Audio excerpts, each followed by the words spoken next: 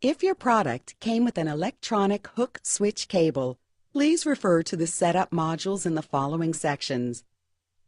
Connect the telephone interface cable to the jack on the base and then disconnect the handset coil cord from the desk phone.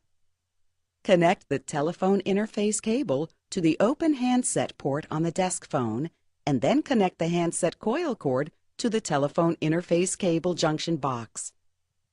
Place the handset back on the telephone cradle.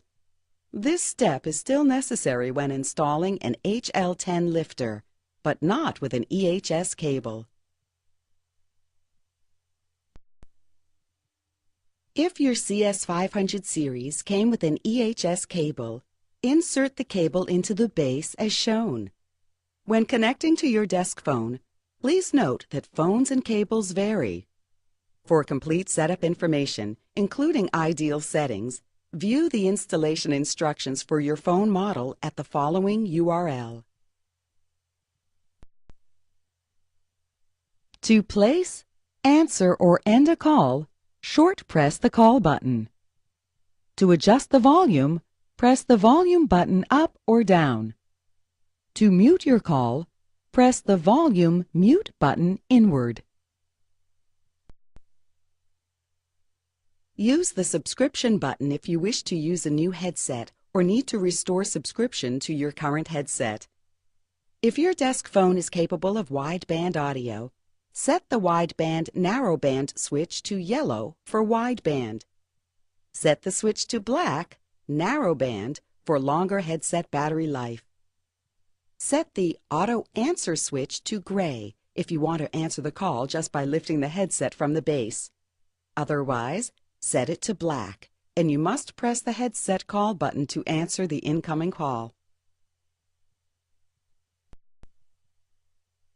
Your CS-540 comes with the headset, base, headband, power supply, telephone interface cable, alternative size ear tip and ear loops, fit kit instruction card, and a quick start guide with a link to the online user guide.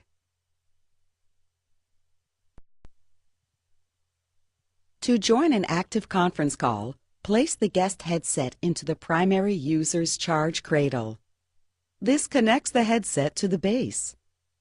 When the base subscription LED stops flashing white and becomes solid white, the primary user's headset will hear a tone indicating a guest wishes to join the call.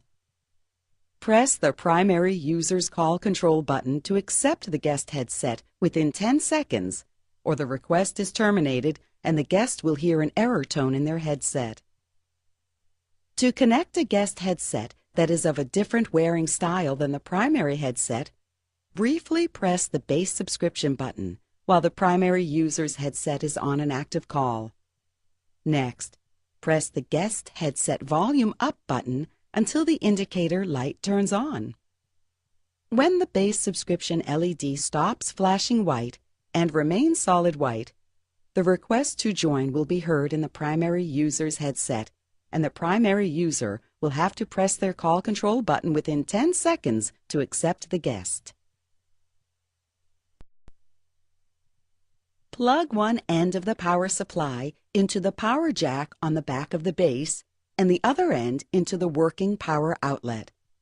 The power on LED will be solid white. Place the headset in the charge cradle. The charging LED on the base will flash green when charging and turn solid green when the headset is fully charged. Charge for at least 20 minutes prior to the first use. A full charge takes 3 hours. Press the handset lifter power cord into the handset lifter jack. Position the lifter as shown in the diagram. While wearing your headset, press the call control button on your headset to activate the lifter. If you hear a dial tone, the lifter is set correctly and needs no adjustment. Attach the lifter to the phone using the 3 mounting tapes on the underside of the lifter. For additional setup information, see your user guide.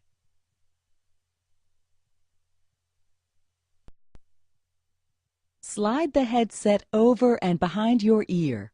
Then press gently toward your ear. Position the microphone close to the corner of your mouth to ensure that your voice is picked up clearly and background noise is effectively canceled. The headset can be worn on either ear